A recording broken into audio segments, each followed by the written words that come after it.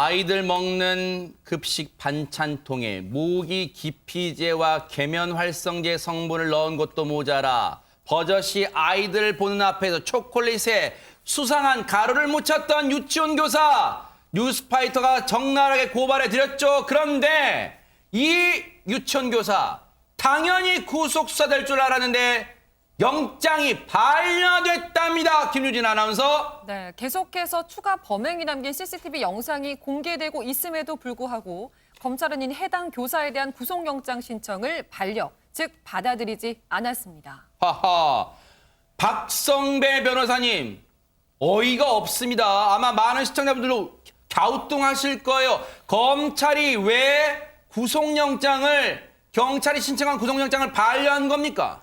경찰은 이미 가해 교사의 소지품 중에서 물약통 8개를 수거한 바가 있습니다. 그리고 성분 분석 결과 모기 기피제와 계면활성제 성분이 검출도 됐었죠. 그리고 가해 교사가 뭔가를 뿌린 뒤에 이 급식을 먹은 아이들 동시다발적으로 두통, 코피, 복통 등의 증상을 호소했습니다. 이 정도면 가해 교사가 유해 성분을 넣어서 아이들의 신체를 손상했다 추정할 수는 있는데 검찰은 이것만으로는 구속영장 청구에는 턱없이 부족하다고 판단했습니다. 아하. 과연 가해 교사가 아동학대, 특수상해 혐의를 저질렀는가 입증하기 부족하다. 즉 직접 이 유해 성분을 넣었는지 입증할 증거가 부족하다고 봤고 아울러서 이로 인해서 아이들이 건강이 악화됐는가 가해 교사의 행위와 아이들의 건강 악화 사이에 인과관계 입증도 부족하다고 본 겁니다. 즉 네. 추가 입증을 하라는 취지로 영장 신청을 반려한 것입니다. 아니, 추가 입증이라는 게 납득이 되지 않는 게 박성배 변호사님, 당시에 그 반찬통에서 국과수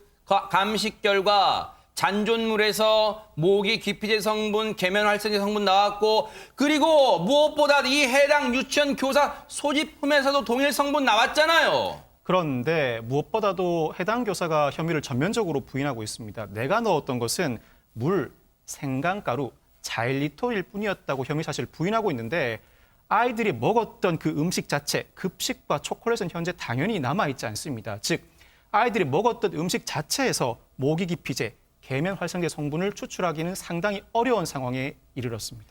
애초에 이 사건은 뭔가 혐의를 입증하기가 수월해 보였는데 지금 일이 꼬이는 것 같다는 생각이 듭니다. 박성배 변호사님. 아동학대 유형으로서 직접적인 폭력을 가해서 아동학대를 저질렀다면 그 혐의 입증은 상당히 쉽습니다. 그렇지만 이 사건의 경우에는 유해 성분을 넣음으로써 아이의 신체를 학대했다는 취지의 범죄 사실입니다. 아하. 이 사건 경찰은 수사 난도가 매우 높다면서 난색을 표하고 있는데 애초에 구속영장을 신청할 사항이고 할 수 있었으면 진작에 했을 것이다라는 입장을 보이고 있습니다. 직접 증거가 거의 남아있지 않고 해당 교사가 전면적으로 부인을 지속하고 있기 때문입니다. 아니, 그러면 안진용 기자님, 그럼 이 사건 이대로 그냥 끝나는 겁니까? 어떻게 되는 겁니까? 이 교사는요, 증거인멸 혐의를 포함해서 모든 혐의에 대해서 완강히 부인을 하고 있고요. 심지어 이제 전관 변호사를 선임했다는 얘기까지도 나오고 있는 상황입니다. 그리고 경찰 수사 초기 단계에 바로 압수수색을 해서 빠르게 이 증거를 확보해야 되는 거 아니었냐라고 지적이 나오는 가운데 경찰은 추가 증거 확보를 위해서 어제 해당 유치원 학부모에게 피해 아동들의 소변 검사 자료 그리고 피 검사를 요청을 했습니다. 왜냐하면 사건 직후 피해 아동들이 건강 검진을 받았는데 그 자료를 요청한 겁니다. 하하.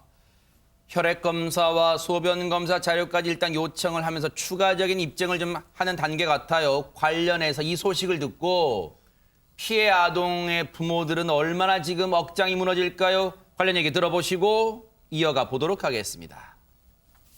구체적인 검사했던 10월 23일에 대한 결과에 대해서는 전 당연히 갈 줄 알았죠.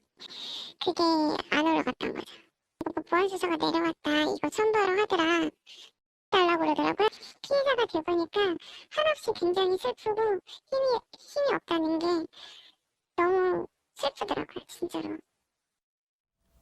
그때 당시 혈액 검사와 그리고 소변 검사 자료를 이제와 요청한다. 혹시 경찰이 수사 타이밍을 좀 놓친 겁니까? 어떻습니까? 수사가 시작되기 전에 일부 유치원생들이 갑작스럽게 코피, 복통 등의 증상을 호소합니다. 이에 따라 학부모가 이 아이들을 병원에 데려간 적이 있습니다. 수사 시작 직후에 경찰이 그 병원 기록지는 곧바로 확보를 했습니다. 그렇지만 사건이 본격화되고 난 다음에 전체 유치원생들을 대상으로 실시한 건강검진 결과는 굳이 경찰이 확보해 가지 않았습니다. 경찰 입장에서는 유해 성분으로 유발할 수 있는 증상이 충분히 인정된 이상 이 정도면 입증이 충분하다고 판단한 것으로 보이는데 검찰은 영장 신청을 반려한 상황이죠.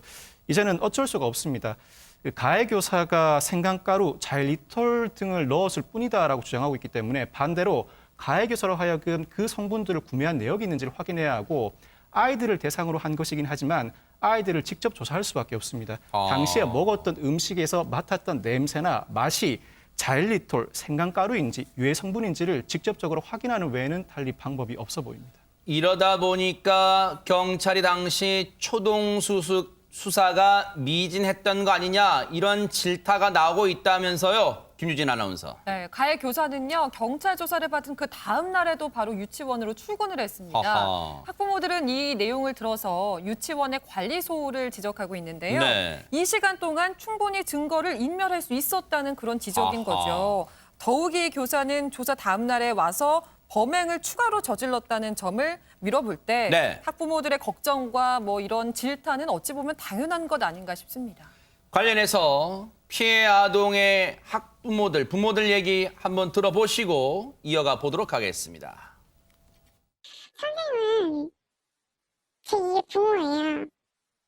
그 부모가 너한테 해를 끼치려고 널 죽이려고 뭘 넣었다. 이러면 아이들도 정신적인 충격이 너무 크지 않을까 싶어요. 1년, 2년 후에도 이 사람은 학교 공무원인 거잖아요. 돌아올 수 있고요. 만약에 똑같은 어린이 관련 일을 하게 되면 얼굴 실명 공개도 안 되었고 그러면 다른 학교로 갈 수 있죠. 그냥 요새 그냥 엄마들이 맨날 울고 그러니까 그게 자기 탓인가? 라는 생각을 갖고 있고 괜히 눈치 보고 그러는 게 저도 일상생활이 더 안 되는 것도 있고 가해 여교사, 해당 여교사에 대한 구속영장이 검찰 단계에서 미진하다는 판단에 의해 다시 반려됐어요. 법원까지도 안 갔어요. 그렇다면 하재근 평론가님, 지금 피해 아동의 부모들은 걱정이 큰 게 이러다가 이 해당 교사 다시 복직하는 거 아니냐 이런 우려도 커지고 있답니다. 예, 그런 우려를 하고 있는데 일단 직위 해제는 됐습니다. 그런데 거기에 대해서 그 교사가 직위 해제 처분 취소 청구를 한 거예요.